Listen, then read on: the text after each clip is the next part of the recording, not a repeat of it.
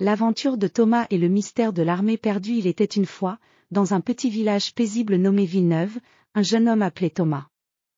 Thomas était un garçon vif, avec des cheveux bruns et des yeux curieux. Il vivait avec son père, le général Bernard, un homme respecté dans le village pour ses exploits militaires et son courage. Un jour, Thomas trouva une vieille carte cachée dans un coffre en bois dans le grenier de sa maison. La carte était ancienne et montrait un grand territoire avec des montagnes, des rivières et des marques mystérieuses. Au centre, il y avait une inscription, « Le trésor de l'armée perdue se trouve ici ». Thomas montra la carte à son père. Le général Bernard, après avoir examiné la carte, dit « Cette carte parle d'une ancienne armée qui a disparu il y a des siècles. Ils ont laissé un trésor caché quelque part dans les montagnes. Nous devons enquêter. » Thomas était excité par l'idée de cette aventure. Avec l'aide de son père, il se prépara pour le voyage. Ils prirent des provisions, des vêtements pour les montagnes et des cartes. Leur voyage commença tôt le matin, avec un ciel clair et un léger vent frais. Ils montèrent à bord de leur vieux chariot, tirés par des chevaux forts. En traversant les champs verdoyants et les collines douces, ils admirèrent les paysages magnifiques, les arbres verdoyants, les rivières scintillantes et les animaux sauvages qui se promenaient. Après plusieurs jours de voyage, ils arrivèrent au pied des montagnes où la carte indiquait le trésor.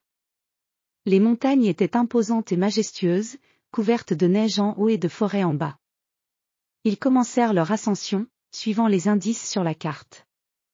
En grimpant, ils rencontrèrent des personnages intéressants.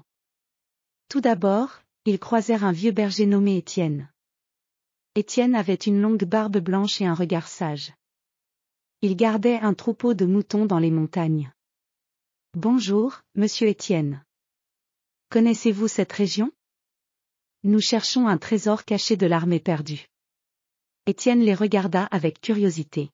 « Oui, je connais bien ces montagnes. Mais il y a des légendes sur ces lieux. Certains disent que les esprits des anciens soldats hantent la région.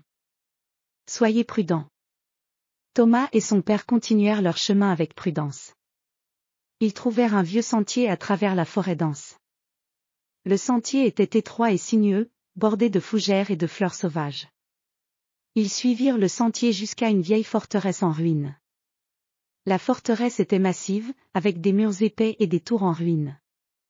À l'intérieur, ils trouvèrent des salles obscures et des escaliers en spirale.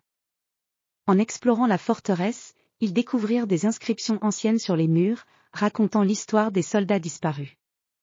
Dans une grande salle, ils trouvèrent un coffre en fer rouillé. Thomas et son père ouvrirent le coffre avec effort. À l'intérieur, il y avait des pièces d'or, des bijoux précieux et un vieux parchemin. Le parchemin expliquait que le trésor était un symbole de bravoure et de loyauté, destiné à être découvert par ceux qui cherchaient avec courage. En examinant le trésor, Thomas trouva un médaillon avec une inscription gravée, « À ceux qui recherchent la vérité et la bravoure ». Le général Bernard expliqua à Thomas que le véritable trésor était l'histoire et les valeurs de l'ancienne armée, et non seulement les objets précieux. Ils ramenèrent le trésor au village, où ils furent accueillis avec joie. Thomas et son père partagèrent leur aventure avec les villageois, et la découverte du trésor devint une histoire célèbre dans toute la région.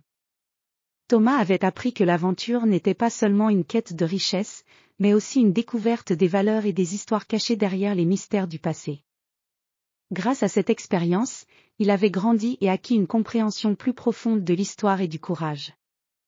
Et ainsi, Thomas et son père continuèrent à vivre paisiblement à Villeneuve, toujours prêts pour la prochaine aventure.